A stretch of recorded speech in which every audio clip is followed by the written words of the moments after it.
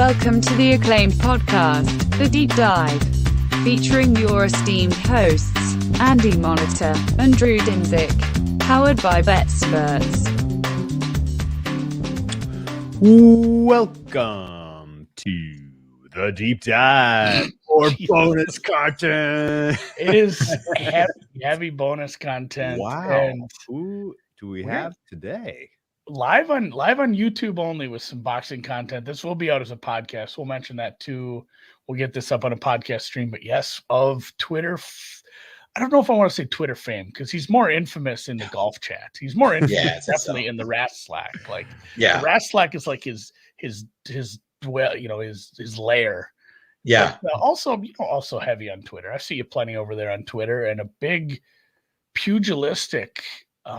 Pugilistic is a hell of a word. Pugilistic, better gambler, handicapper, knower of information. Honestly, it's like when we've done a few MMA ones, and it's like, Christ, you guys just got to watch a lot of tape, don't you?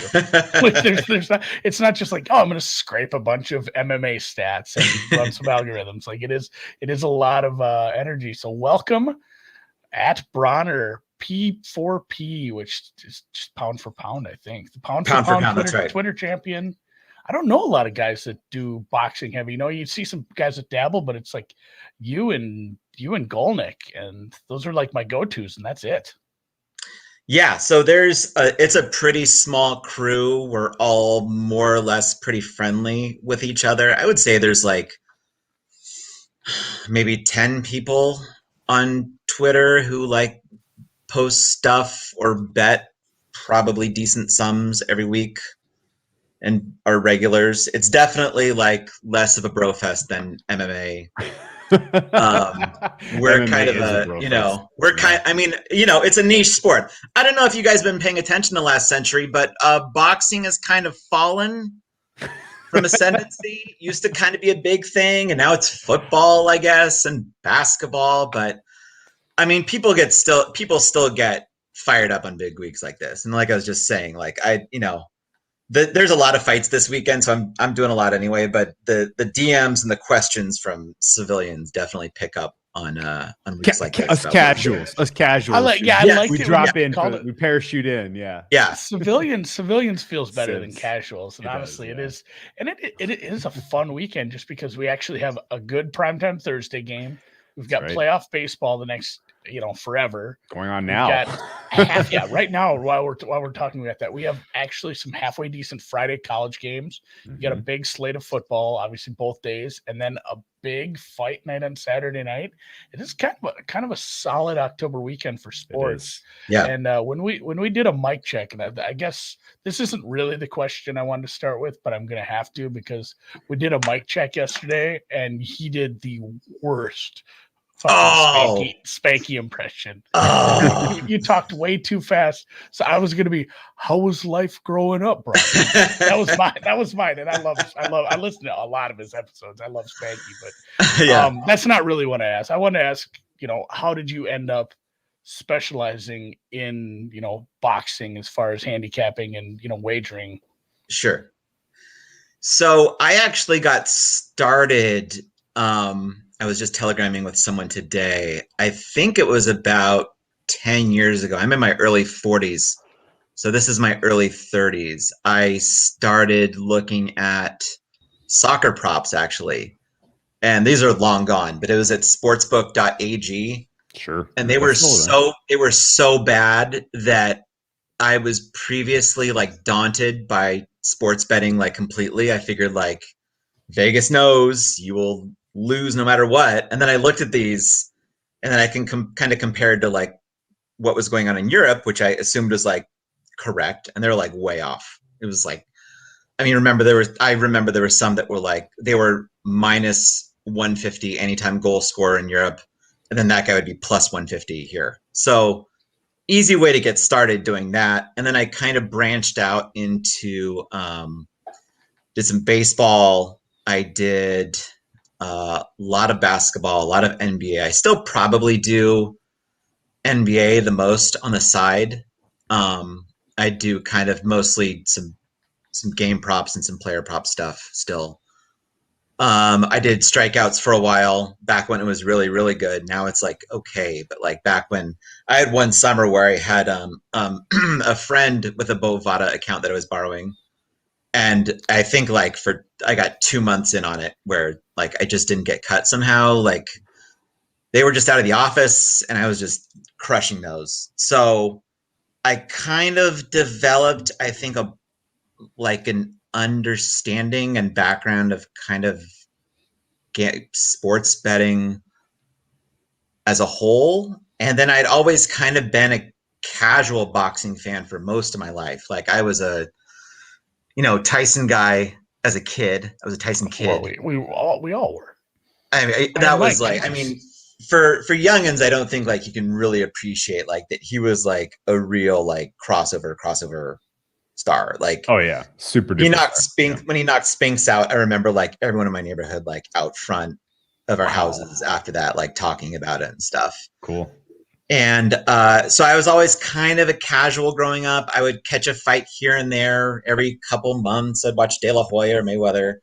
And then I think I really got into, I started betting, I think maybe on boxing 6 years ago, kind of around the time of Mayweather Pacquiao. In fact, I remember I did really well on Mayweather in that fight, and then kind of just learned more about, started learning about watching tape and doing kind of analysis that way. Like a lot of the sports you guys talk about, everyone's modeling those now. And I think boxing is kind of on its own island, and maybe I think MMA too. Yeah. Where like if you're going to be like doing really well, then you need to be watching tape. I think you can do some things off memory. I made a bet yesterday that was just kind of, I know this guy's here, I know this guy's here. I just kind of had the number in my head and off I went. And it was kind of the thing where I had to snap it up pretty quick. But most of the time I'm watching tape. I'm going back through old fights. I'm kind of looking for tendencies, kind of looking for how I think a fight's going to play out, who's getting old, who's getting better. Definitely over COVID, there were a couple of guys that just came back and were much, much different. I'll throw out a name. Connor Ben is a guy from the UK who is a famous dad who was a boxer. And then his first fight back, I bet against him. And like the first couple rounds, I was like, oh no, that was wrong. And so, I mean, it's tricky because like, if you think about handicapping football, you get a game every week, right? So, sure. And you have the closing lines from last week. But in boxing, you have a guy who's been off for 4 months, a guy who's been off for 8 months, a guy who's been off for a year and a half. So like, how are the Steelers going to do this weekend if you can only base it on how they played, or think about just Ben Roethlisberger? How is Ben Roethlisberger going to play this week based on one game he had a year and a half ago? So there's kind of an art to it.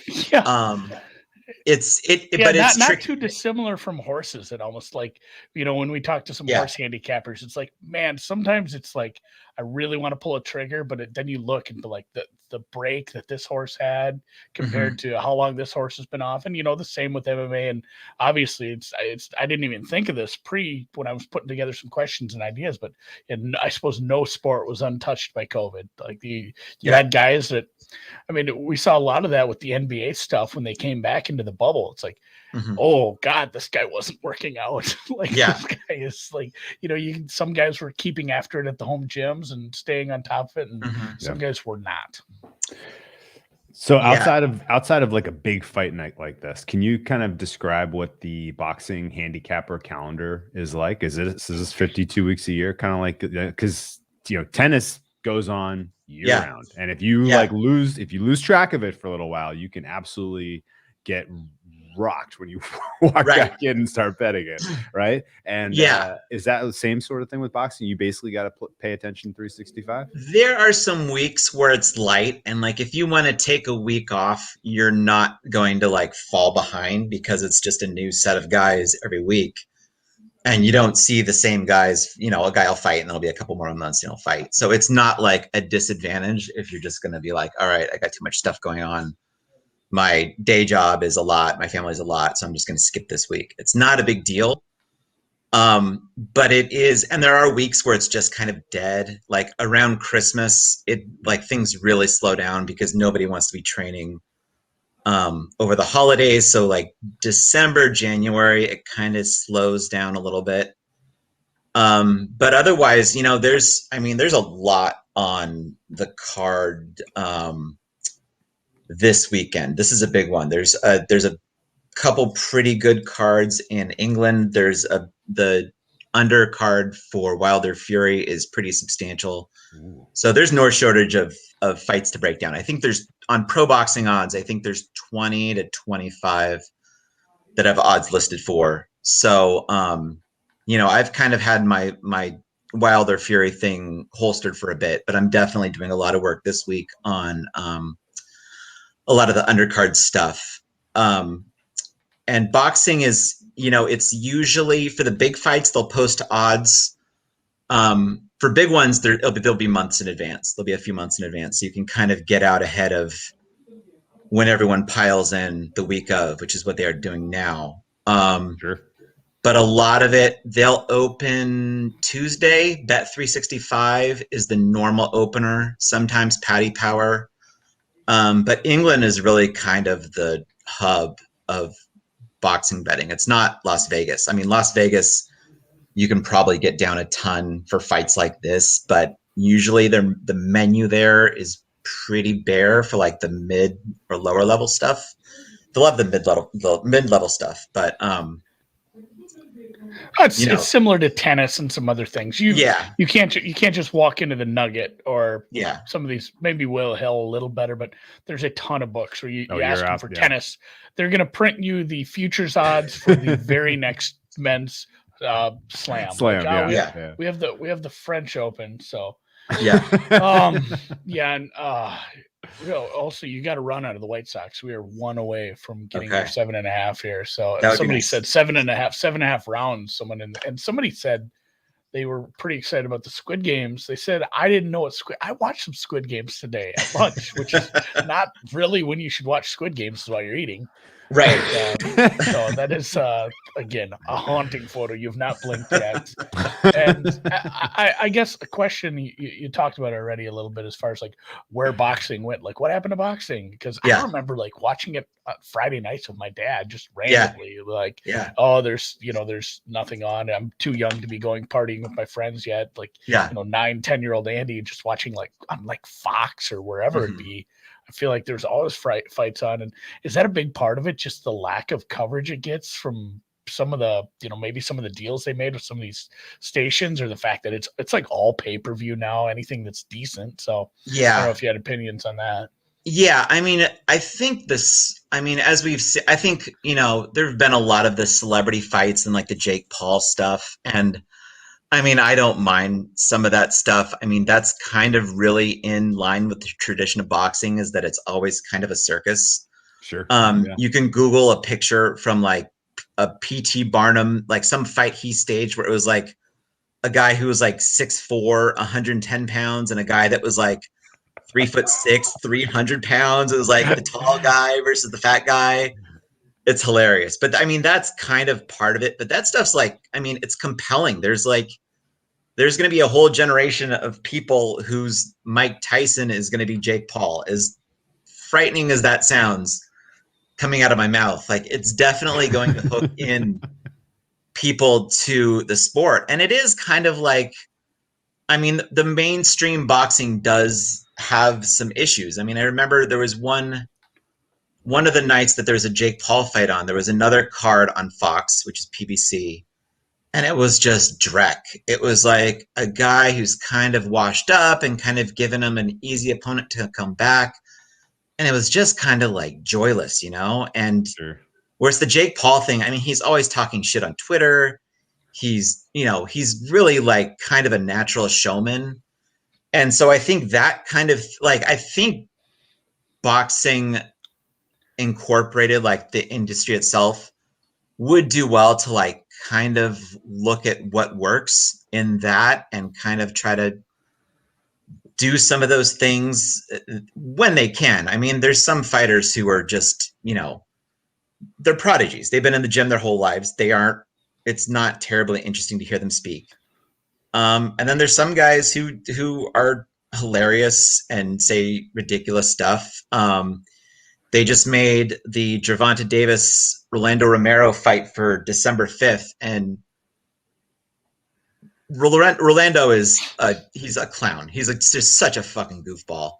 And so that's going to be entertaining for however long the fight lasts, but the buildup is going to be funny because they'll talk shit to each other and they'll go back and forth. And you see a lot of that on social media now. But I mean, overall, yeah, I think the sport it shoots itself in the foot so much, and big fights don't happen for political reasons because Top Rank needs to have their good fighters on ESPN and the PBC needs to have their good fighters on Fox and Showtime. So it's really hard to make those big deals that everyone wants to see. And, a lot of fingers get pointed and things never happen and people get injured and so on and so forth. I mean, it's really being a boxing fan and really being into it. You are kind of a drug addict. You're chasing the high of, when it's really good, it's really good. And when it's good, it is the best sport there is. I firmly believe that. But a lot of the time you're just fucking hell, what am I doing? What am I doing with my life? I'm watching these fights between just garbage men. No, I get it. The Jake Paul thing made me think of something interesting. What if we had somebody like Tyson in the age of Twitter? That would have been the best. Yeah. Maybe that's something people don't realize. Obviously, Tyson Fury is pretty close. I mean, obviously there's a lot of diffusion, so it's not as concentrated. But right. But just the speed, the power, the skill he had. Obviously, everyone's watched those highlight knockouts when he was freaking a teenager, really. Yeah. But he said some shit too that was fun. He was he was gonna eat the guy's kids or whatever. Yeah. And, he said some fucked up stuff and he was a character. And I think he was again, the Jake Paul stuff, I hated it at first. Both the Pauls. I mean, this is dumb. But then I kind of realized God, these guys are actually kind of trying to be okay boxers. They're training. They're not just total shit heel showmen, but they're probably doing the industry a little bit of a service to get some casuals and younger people watching something like this. So maybe I kind of softened my stance on the Pauls, even though they're both doofuses anyway. No, they are. Anyone that says boxing is dying, that's overstating it immensely. It will always be there will always be who would win in a fight between this guy and that guy. Exactly. It will always happen. And MMA obviously is stealing a little bit of the spotlight of that, but boxing is so much more complex and it's just more artful, honestly.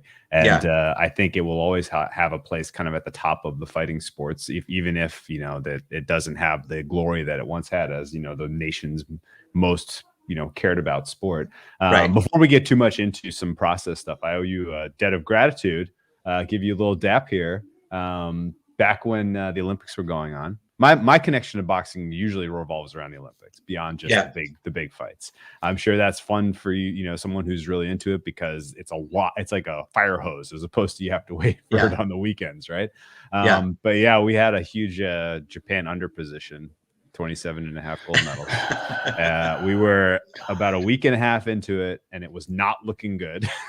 We had a whole hell of a bunch of surprise gold medals went in the favor of Japan. And then, the women's 57 kilogram final rolls around, and believe it or not, sure enough, a Japanese woman makes the final. She was a plus 300 underdog. And I dropped a note. Hey man, does this chick have a chance? Because if she does, we're screwed.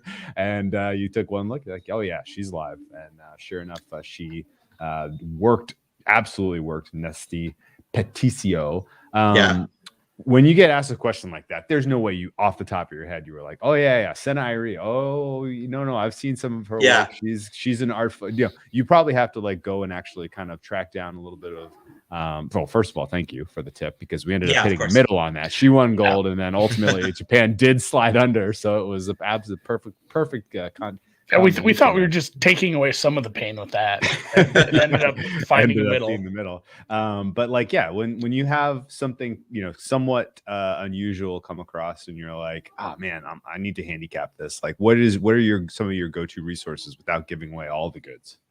Okay, so when odds come out, obviously I'll look and just see if there's anything that catches my eye. I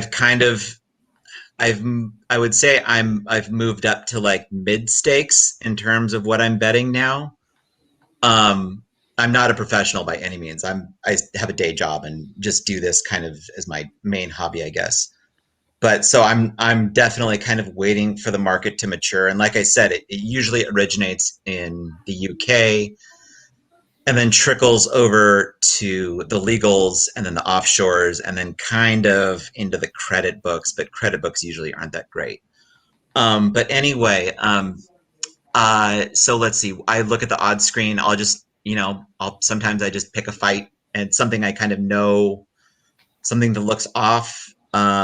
I'm in a DM group with some guys who are really sharp, and if they'll mention something, I'll kind of move that to the top of my list, and I won't bet anything just kind of based on what they say. I'll kind of do my own eyeballs on it, but we usually kind of give each other good leads on stuff to kind of prioritize. And yeah, just kind of work through it. I don't think I ever get through every fight, and I definitely won't get through every fight in this week, maybe on a slow week, but you're always just kind of odds come out Tuesday, you take a look, you wait a couple days till it hits some other places. You get down, you ask friends who are in legal jurisdictions. Unlike myself, I'm in California, so obviously we don't have legal. You hit your offshores, and it's interesting. The market closing line value definitely is a signal, but I would not say it's as strong as in other bigger sports. I think with less liquidity for kind of the normal slate, the market will just go the absolute wrong way. And I think we saw that it was a bigger fight, but with Spence Pacquiao, which we were initially going to talk about when that was going to happen, that number opened up pretty good. It was like minus 450 Spence, plus 350 Pacquiao. And man, that thing just looked it was right. And then it was real wrong. And I think it was minus 200 Spence, which I think was a really good play. Yeah. When Spence had to pull out. It's a funny story. Sorry. It's a funny story. That's what I betted into, and I was disappointed. Yeah, go ahead. I definitely got some negative CLV there. I was like 250, 220, yeah. Great. This is. I'm just going to keep betting this as it goes against me. I make this an 80-20 fight. This is pretty good. And then it's 200, and I'm like, I guess I'll add some more. But it's funny. I remember. I worked with a guy who was Filipino and also booked on the side to Filipino clientele, mostly about 10 years ago. And he hated Pacquiao because his guys would just pound him no matter what. Yeah. And it was when he was the height of his powers, and he was just destroying everyone, and he would get creamed 2 or 3 times a year. But there's definitely sentimental, irrational, forces in the market. I don't really think there's a lot of that for this fight, but obviously Mayweather McGregor.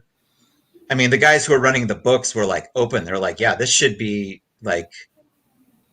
Mayweather should be minus 5,000. They were literally saying that in interviews, and he was minus 400, minus 450, because there was the whole MMA aspect. And so it is one of those things where you can see kind of irrational, I guess, market movement, which is, good for anyone who's sharp or anyone who knows someone who's sharp, I guess. Do you try to predict that at all as you're trying your own handicap? Because obviously, sometimes I know I like what will be market cold side. in an NFL Yeah. game, and it's best for me just to wait to fire on Yeah. that because I know that like, well, no, this is the right side, but if I bet it now, I'm going to get a worse number than if I wait until we get a couple of injury reports and people really, start to give me a free points on this. Like, can you predict at all what, when there will be an irrational market in boxing, or does it just takes years and years of no, and a little bit of luck sometimes? Yeah, if I see it and I can get enough down, I'll just hit it. With Mayweather stuff, I mean, and that fight's interesting. I was kind of digging through it, and the sharp books, like a couple days away, like really shut the door on the Mayweather bettors. They're like, all right, we're no more of this. You're not getting -400. We're hanging -600. You go get your free money somewhere else. We're not interested. So it's if I see it, I'll just grab it. And it's hard to know where it's going to go. I mean, there's one this week. I bet Ryland Charlton -160. I think you can get him for a little better than that now. I'm completely flummoxed why his opponent caught a lot of money. It was mostly in the US. The US market and the European market can kind of do different things sometimes. They'll kind of split from each other. But he caught a bunch in the US the last couple days, and then it's kind of bounced back today. But I don't know. I think he's good, -160, even -170. And the closing line value on this too. And this is probably not a great comparison because the skill level between some of these boxers is just, and also just the fact that some people don't have the power to do this. Yeah. But like somebody was complaining about it one time in betting NASCAR, and I said, well, you could get $2 in CLV and your guy can get spun out into a wall and it doesn't matter. Yeah. Like in baseball, there's no, oh man, the whole team, they just they hit the ball and it ricocheted off the whole team's head and now they're out. Mm-hmm. Like they're gone. Or, football, there's not like a 70-point play that just, the game's over. Like right. in NASCAR, I said that, buddy. I'm like, you are betting, there's a tail risk on every bet you make that your guy crashes. Yeah. But you also, on the other hand, you have, well, if you're doing head-to-heads, the other guy can crash too. But in, in boxing too, that's the thing. You can get some nasty CLV and, just one guy catches a punch the wrong way. Well, doesn't get up on the 9.5 count. Let me ask you a theory I have about fighting markets in general, and tell me if this holds any water or if this is nonsense. I assume that MMA fighters that are in like the -400 range, that the public player walks to the window and is like, oh, that's 100%. I'll parlay that with whoever else is in that range. And so they know, like the odds makers, bookmakers, whatever, they know, we don't actually have to adjust this guy to a fair price at all. We're just going to write donkey parlays all day long on this stuff. Yeah. And we won't really shape this market fairly at all because we're fine. It's a free leg. It's a free leg. And then the flip side is if you have like these kind of near 50-50s, there's like a plus 130 plus 120 and somebody's like, ooh, like this is a coin flip, I get a little extra money, like I feel like there's a dog bias when it's in that range on the single plays, and that may influence the market. We not giving you necessarily single. I'm not saying that's what's going on with the Charlton Willis fight, but I wouldn't be surprised if U.S. players are, looking at the fight and like, oh no, this is a coin flip. I'll take the plus 120, plus 130, whatever. And that might, that could move the market. So is that reasonable in terms of like the way people are betting and handicapping this? Because I agreed with your kind of opening statement that the handicapping part of this is very qualitative. There's not like a machine learning algorithm that you're coming up with a fair on this stuff. You have to have some qualitative process, and I think there's probably a lot of casual bettors who their qualitative process is, that's close to 100%. I'm going to assume it's 100%. That's close to 50-50. I'll take the plus money. Yeah, there are. I think so. Specifically with Charlton and Willis, I mean that fight is such like, I mean, one guy has 12 fights, one has 7. Both guys are pretty unknown. I don't think in that case, I think someone just legitimately likes Willis, someone or someone's. I think with that is happening. I just saw something with the guy from Circa who said people are just pounding Wilder at plus 240, and then they're putting Fury into parlays at minus 300. So that's definitely like that bias towards the underdog, especially because there are a lot of people who don't bet fights regularly, but will when there's a big one. I think Dave Mason from Bet Online said that they had one of their biggest betting liabilities on Avni Yildirim fighting Canelo. He was like plus 1,200. So like the implied probability is like 8%. Mm-hmm. And that's about 7% too high. Like if you bet on Yildirim, you should not just you're not like Canelo could have had a hard. Did he land a punch? He did not land many punches. I had under 4.5. I think it got there in end of 3, end of 4, I think.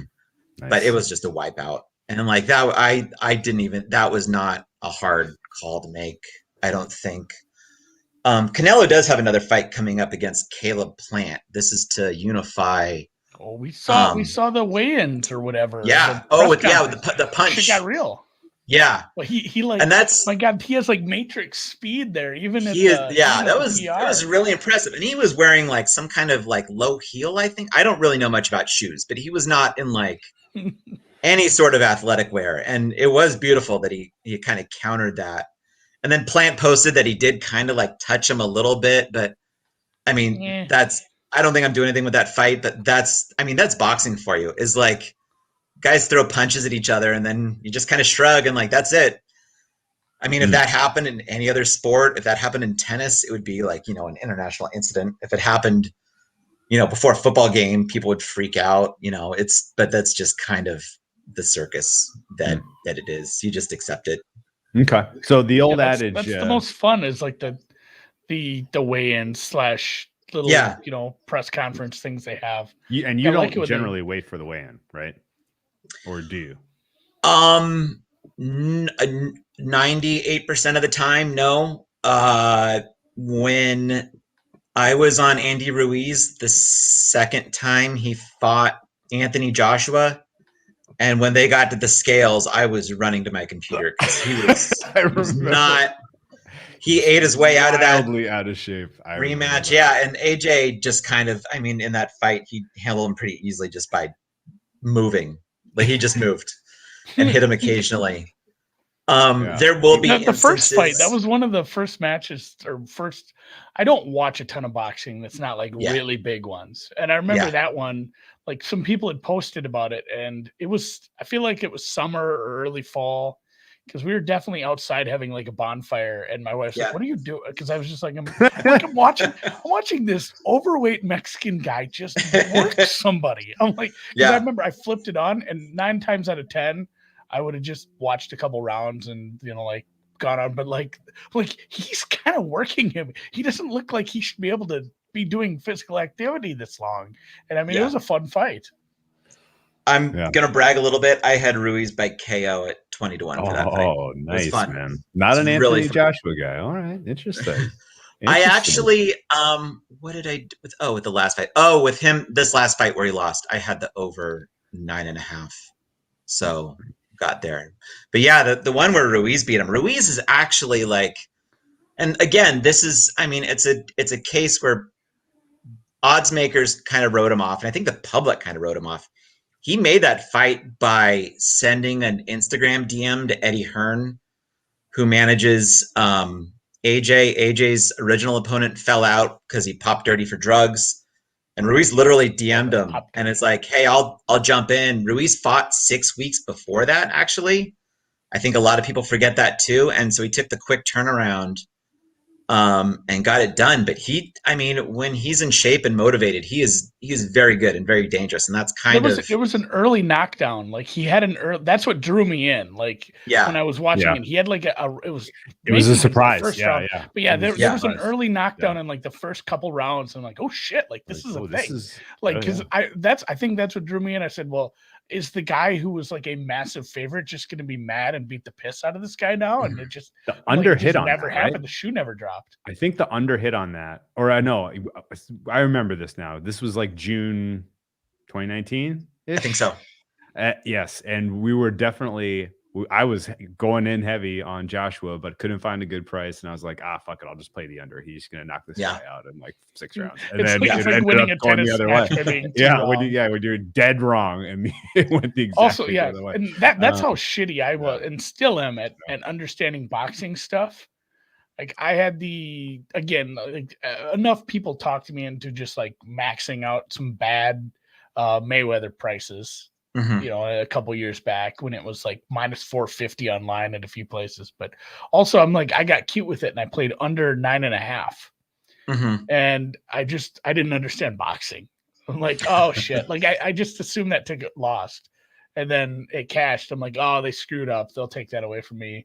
And then somebody was talking about it. I'm like, oh, you can have half rounds and stuff. They're like, yeah, that won by like 6 seconds, Andy. Like, oh, like, yeah, no, like, I knew that. Like, I legitimately saw it in my account as a winner, and I just assumed like they misgraded that. Right. Tomorrow that money will be gone. Oh, I was the opposite the first time I bet totals in MMA, and I lost one that I had an over, and I was like, they started the third round. This is fucking bullshit. I was just so pissed. I was like, I'm getting screwed by these guys. I did make one more bet in that one, and it was the McGregor, like how many punches he would land with the copybacks numbers under. I mean, he got crushed. That got crushed. It was something like 30. He had like 100 and something. It was not even close. I'm like, oh, that was a bad bet. That he's actually boxing okay. Just like that's what Mayweather does. He's just gonna sit there, take a bunch of glancing blows for fucking ever. Well, let's talk a little bit about this fight because let's bring up the big one. I asked you off air, but I'll ask you again. Just general scale of excitement about a fight like this. I mean, this is obviously the third in a trilogy. People love a trilogy. There's a lot of information we already have about these two guys, how they match up with each other. The market should be too sharp to really bet into at this point and find a winner, but I'm going to do it anyway. What is your level of excitement? My level of excitement, I would say 8.5. There's kind of this, like, they were trying to make Fury AJ, which would be for all the belts. And now Usyk beat AJ, so they have to rematch. And I mean, if there's the unification between any combination for all 4 belts, that's an easy 10 out of 10 for me. Of course, yeah. But unification just sounds so cool, by the way. Yeah, it does. Like, the fucking the like the Power Ranger things all put together, or like what was the Voltron? When Voltron all comes together, the unification is badass. When a couple guys each have some of the belts, and then it's for all the cookies. And it's not just that; it's unification of the heavyweight championship of the world, right? And the linear heavyweight championship, which I didn't understand till like last year either. That's it's the weirdest thing. It's like the thing that you remember the snake belt or whatever in college football. Like it's the team that lost to the team that lost to the team that lost the Rutgers Princeton game in like 1869. Yeah, and it's that team can have it forever. The linear title is something wild like that too. I enjoy how they respect the history of it like that. Yeah, and everyone has their own like rules around the lineal title. I honestly, it's actually less about the belts and more about the just seeing the 2 best guys to fight, I think. But Fury and Wilder, specifically this fight, so they're both really interesting fighters. I mean, Wilder is obviously dependent on just lasering guys with a straight right hand. He gets kind of knocked for having poor fundamentals, and sometimes he windmills his punches when he has someone hurt, and he has issues, and he's kind of, until the last few years, has kind of taken a pretty soft path, but it's always compelling when he fights. I mean, he's been down on the cards. The second fight against Ortiz, he was down like 6-0, and then just beamed him, and it was over. Like one punch, and it was gone. And Fury is, I mean, also a pretty interesting guy. He's a 6'9" heavyweight who's like super defense minded and is really good at kind of drawing punches that, you know, he uses his hands and his head and he kind of looks like he's autistic in the ring, but I think there's really a method to his madness where he's really trying to draw punches towards his head, which he can dodge and either counter or just kind of get out of the way. So I mean, the kind of the read on Fury Wilder the first time around was like, okay, either Wilder's going to knock him out or Fury's going to outpoint him by decision. And Fury almost knocked him out, or Wilder, excuse me, almost knocked him out, and then Fury almost won by decision. I had him by 2 points. It was obviously a draw. I think that was a little off, but people did not care for that draw in general. I remember that. Well, the betting public, whatever side public, you bet, nobody. you were upset about that draw. Yeah, because you didn't win. Well, can you imagine actually, everybody bets the game tonight and nobody won? Like, everyone would be mad. Well, I mean, guys, you can bet the draw, and who did bet the draw? Okay, I'm not gonna brag. I'm not gonna brag. Draw? Oh man, I had draw. Yeah. Oh wow. Nice. Just for context, though, going into that fight, the closing odds were something like Wilder -160, Fury +130. Yeah. And from what I remember, at least the sharp side was Fury. I remember people just didn't buy Wilder. And honestly, I've always felt like the sharp, the old school sharp side when it comes to boxing is going against the guy who's got the one, he just needs one shot. Yeah. Because that draws money. People are like, well, he just needs one shot. I feel like the old school sharp move is to fade the narrative of the guy just needs one shot. And I felt like Fury was the right side in that first one. You think draw was a little unfair? It should have been probably split. I scored it for Fury. And I'm like I said, I'm not really, I think I said this off air, I'm not like really emotionally invested in this one either way. But I think Fury won. But I mean, at the same time, it feels like kind of a fair result because Fury was like unconscious for 4 or 5 seconds, it seemed, and barely beat the count. So it's like, all right, Fury won most of the rounds, but he almost apparently perished in the ring. So like a draw is kind of fair. How close? And again, what Drew brought up too, like the second fight, I watched more of that. I don't remember the first fight all that well. I know I watched it because of the draw, but the second fight, and we bitch about announcers all the time, especially in football when it comes to some of these primetime announcers. But man, that the announcers couldn't say that enough to the point where it was very annoying. Like, like Fury's looking good, but you never know. There's that one punch. I'm like, you've mentioned that every single round. Yeah. Guess what? If the casual knows that, who else knows that? Fury knows that. That's the I feel like he did know that. I feel like he did know that. And honestly, that just again for reference, that one closed. Wilder was -125, Fury was +105, so it moved in a little bit closer, but Fury was still the dog. Right. And man, the run up to that fight, the preamble, Fury was just oozing confidence. It was a sight to see. And I think I had Wilder in that one, and I remember watching the preamble and being like, he's gonna lose. Like this other guy. I had a very small bet, I think, on like Wilder 1-3, which obviously didn't hit for that one. Just for full disclosure, because I just bragged about the draw on the first one. But so the second fight, I think what happened in there kind of sets up what I'm doing for the third one. And I haven't heard a lot of people talking about this. And Drew, you just mentioned the odds. I think for the first one, Fury by KO was like 7-1. And I think it was similar for the second one. I mean, pretty long odds. And again, Fury, he doesn't, he's not in there to try to take your head off if you're a dangerous opponent. He fought Klitschko back in the day to win the title initially. And it's the most boring 12 rounds you've ever seen, but it's also kind of masterful in how Fury just kind of twitched his way to a win and did just enough to win just enough rounds. I think when Fury in the ring, like everything he does is really kind of based around protecting himself, and everything Wilder does is kind of based on just knocking the face off his opponent.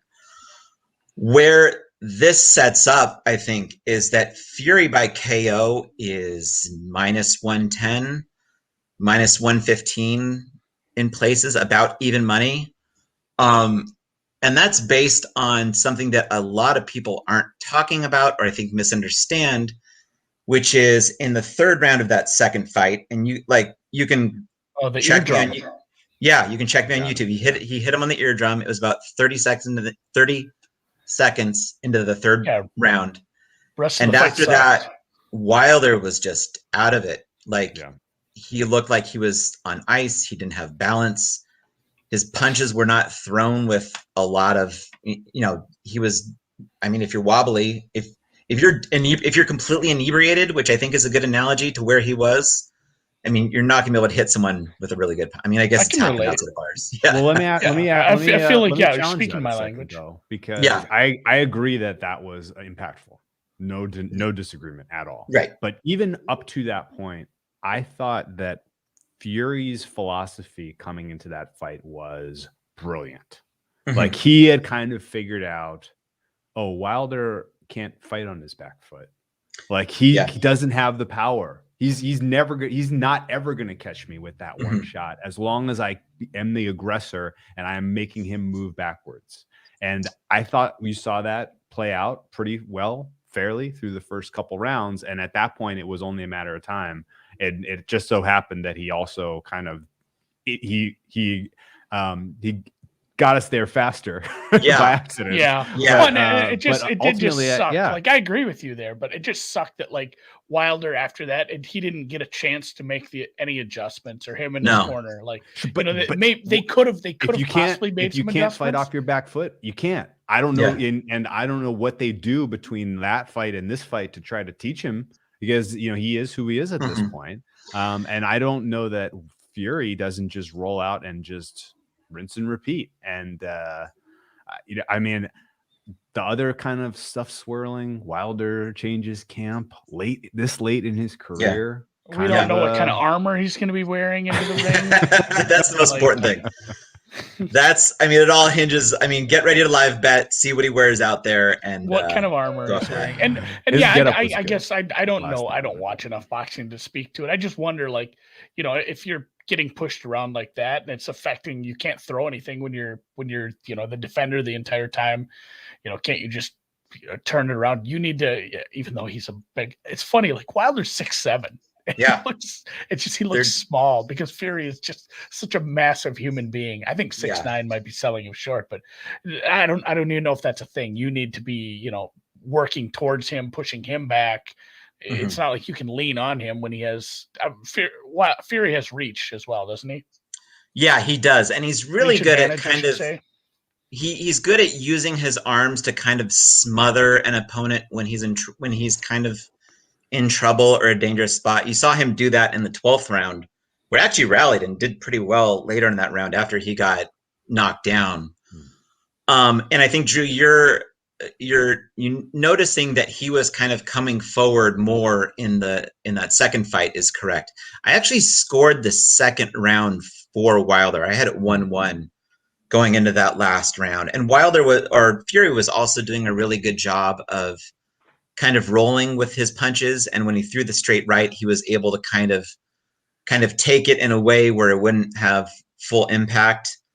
But it's not a lot to go on. I think the relevant period of time to look at for that second fight is the first 6.5 minutes, and I think kind of after that, I went back over both fights this week, and after he gets hit on the ear, it's pretty much over in my mind. So it's hard to say. And Wilder, he's changed trainers.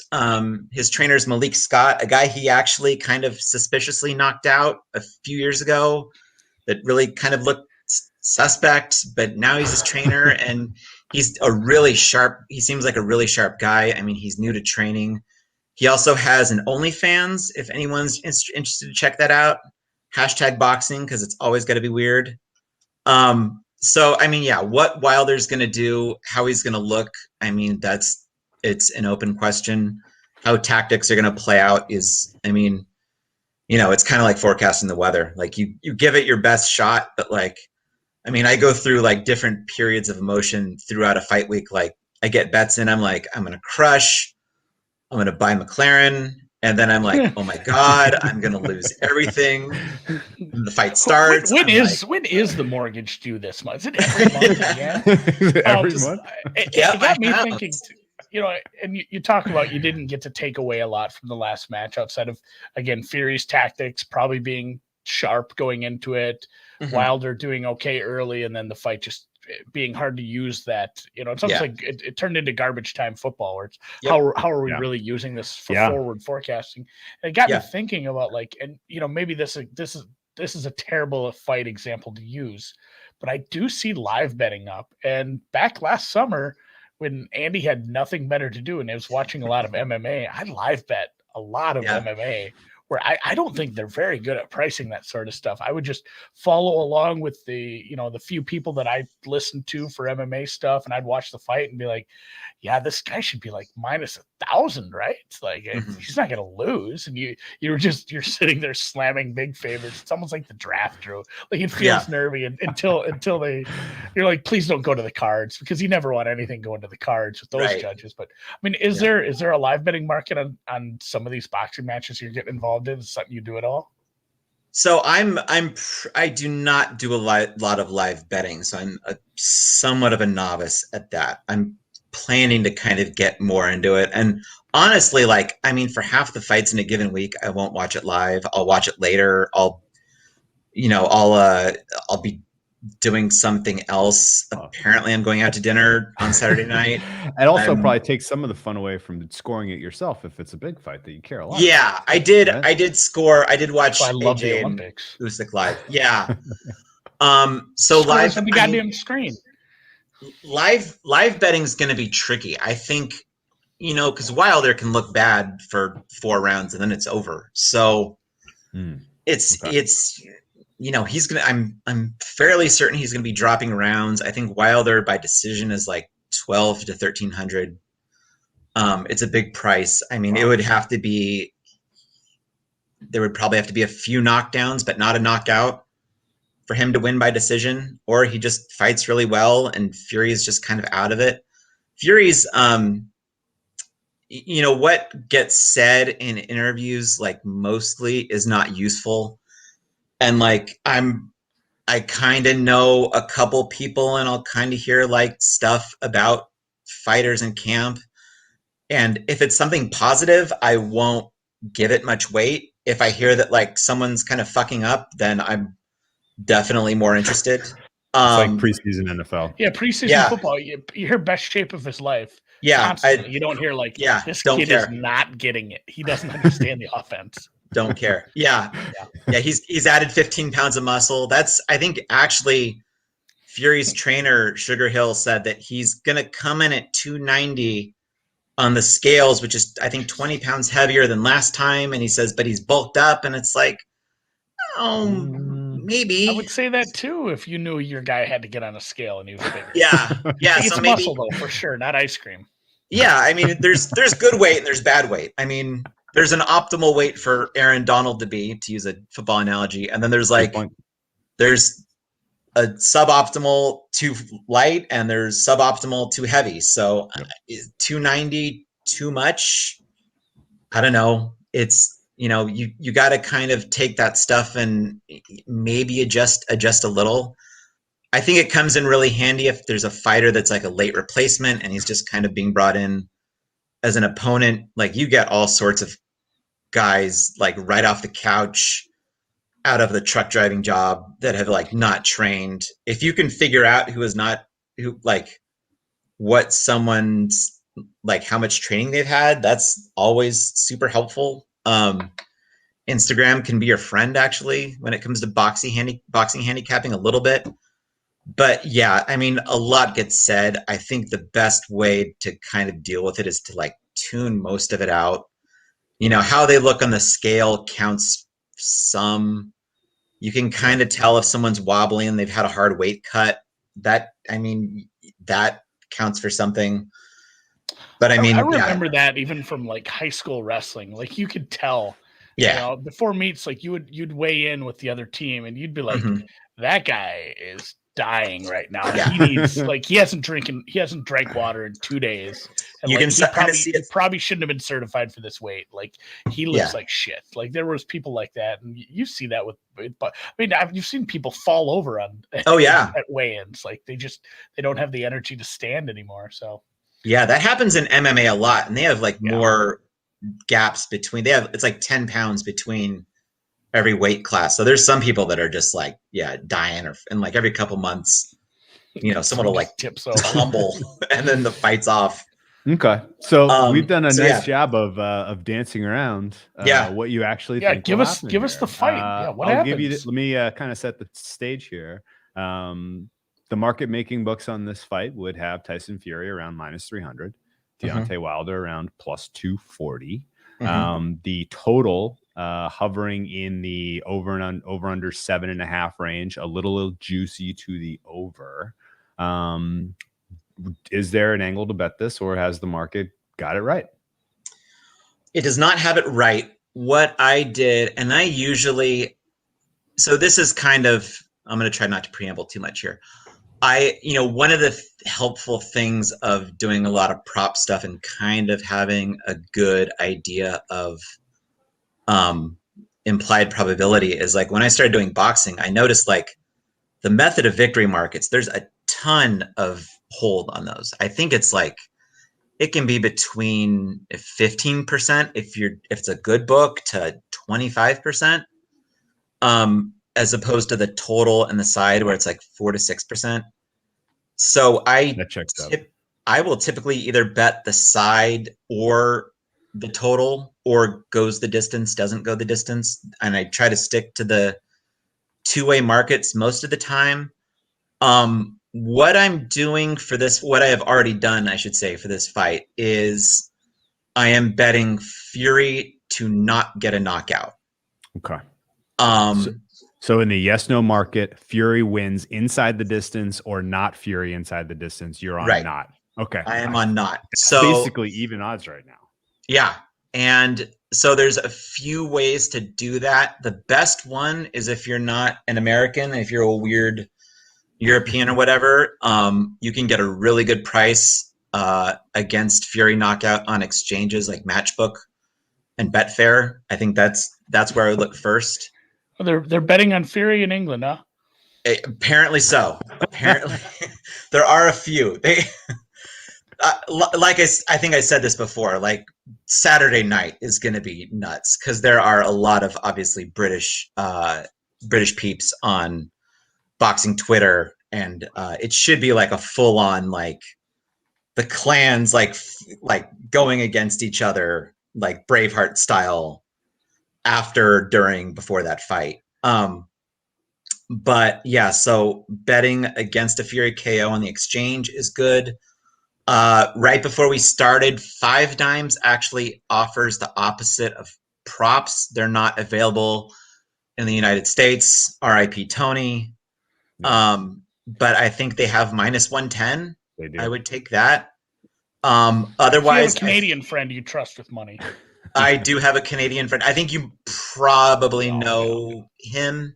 I do have a good Canadian friend who hooked me up. And then goes to a different school. You guys would know. Failing that, I would bet goes the distance paired with the Wilder KO prop.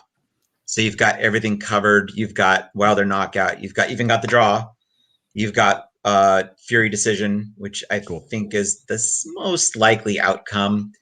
And then you've got Wilder decision. So you got kind of the two big ones, I think, in my opinion, going back to kind of like the original thoughts on this fight is like it's a Wilder knockout or a Fury decision are like the most likely. And I think if you can fade those, together. I actually wrote it down. So if I had a 30-second handicap, Fury path to victory is wins on the card. Most likely decision. I would say yeah. Wilder leans passive leans victory on his is- ass for 12 gets a rounds. knockout. Wilder most passive likely victory knockout. gets a knockout, which Yeah. means that if you can group those two in Yep. one yes no prop and get even odds, you are Yep. in business. I- God, that's a great handicap. I love it. I think that's yeah. So I wrote these down. Circa, actually, if you pair goes the distance and Fury knockout, you can get like an implied probability of 50.2%. Ooh, nice. FanDuel was 56, Bet 365 was 55.8, so that's like minus 126. If you kind of play around with the legal books, you can get around minus 120. Okay. So what I did was I combined the 2-win. I set the 2-win for goes the distance and for Wilder by knockout to about the same, and kind of calibrated that to about what I was going to risk. I did that in an offshore, and then I hit 5 dimes. Okay. No two knockout. other layers to this handicap then, and you can say true or false, but Sure. the market is being no. Can we not do true or false? Dan had a good idea. Oh yeah, sure. But Instead of true false, can we do red light, green light? Yeah. Sure. You guys Okay, can't so move. red light, green light. The fact that Fury caught Wilder in the ear last time, and that it ended inside the distance. That is shaping the market expectation this time a little bit, and then also combine that with the fact that the 2-win, the money line price here on Fury is correlated with his knockout price. Both of it's being pulled in that direction for 2 falsifiable reasons. Yeah, I would definitely say that. I would classify that knockout as, I mean, he did hit him. Like Canelo knocked out Billy Joe Saunders by breaking his orbital bone, and that's because he hit him really fucking hard in the face. Like, that is a good way to win a fight. Sure. In almost any setting, you just punch the fuck out of the guy. So I mean, you have to land a real actual shot, but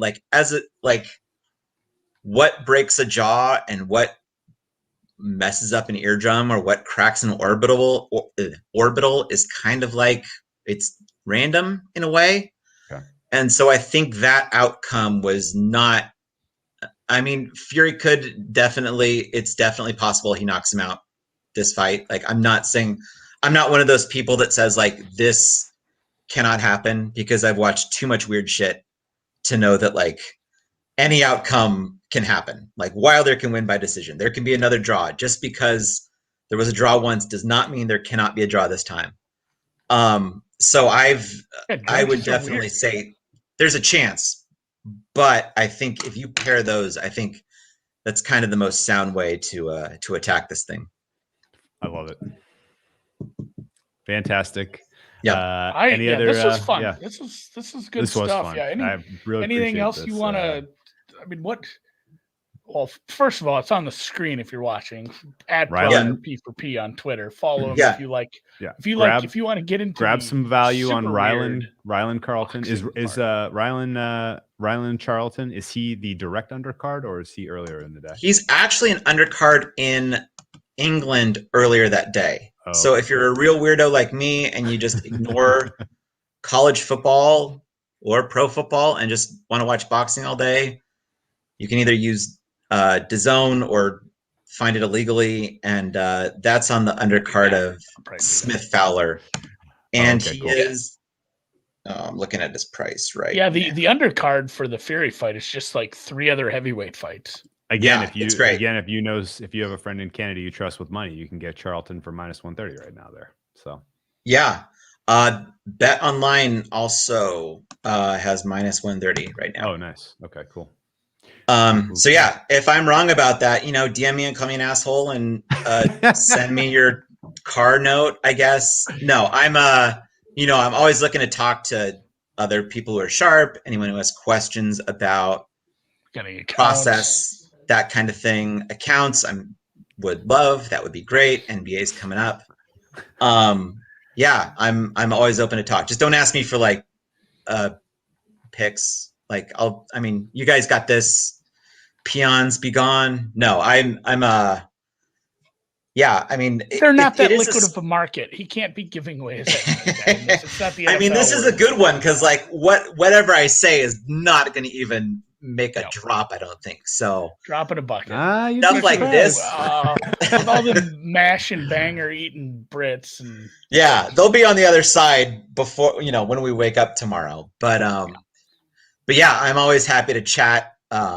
I have my group call with the money team tomorrow. I'm going to tell them to get on this angle. We might move this market, man. Nice. I should get that hat. So appreciate you joining us tonight. Anybody who joined us live, appreciate you. Yep. Yeah. We're gonna go watch a football game. We're gonna do a halftime show yet tonight. Yep. If you want to re-listen to this, it'll be on the podcast, just like all the other podcasts as well. Nice. And perfect Friday listening. Go hang out with Bronner in the Slack chat. He's a real weirdo in there. Yeah. Shout out golf. Shout out UFC-boxing. I started posting there like last summer when boxing like just started up, and like I gained instant credibility, I think, because I just nailed like 4 decent sized underdogs in a row. Like it was just stupid. Like it was like 3-1, 4-1, 4-1, and like everyone's like, ah. And I was like really trying to like couch expectations. Like I'm gonna be posting more of these, and they're not all gonna win. Don't scream at me. But yeah, everyone there is chill. Everyone in boxing Twitter is more or less chill or weird. Gambling Twitter's awesome. Shout out Zilbert. Shout out That's everyone. a new one. No, all right, there's no shouting out Zilbert on here. Cut that down. Strike shout out to Zilbert. Editing that part out. Yeah. Team. Don't even engage with them in this. You're right. I was just DMing someone today. I'm like, I just got to stop. I gotta block them. I just got to stop. I can't see it because it'll draw me in. I loved him talking to Spanky and be like, you don't watch games? That's absurd. You don't make money. Like, all right, buddy. Okay. That's adorable. I think it's a bit. So, all right, let's crank the music. I got a football game to watch. Enjoyed this, and yeah, thanks for joining us. Yes, finally covering boxing fairly. Good work, Andy. Oh, I can't even unmute him. It's still the chill music.